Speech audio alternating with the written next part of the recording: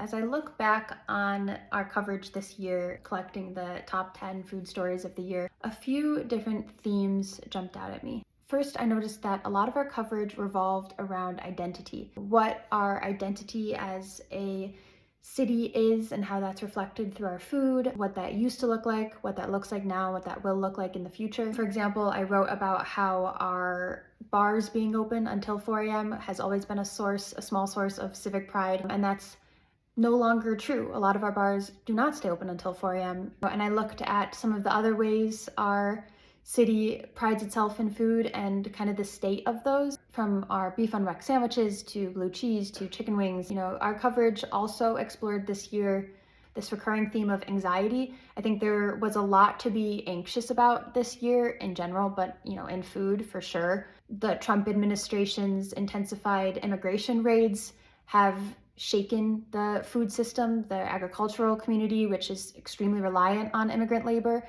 restaurants too. A lot of restaurants around here are really struggling to stay open. Things have been changing. People are going out less. They're not interested in spending as much money out on food. Downtown Buffalo, which is just, filled with all of these beautiful architectural gems and, where chefs and restaurant owners bet on a renaissance over the last decade. That renaissance has kind of failed to launch. So you can read about these stories and more online at the Buffalo News.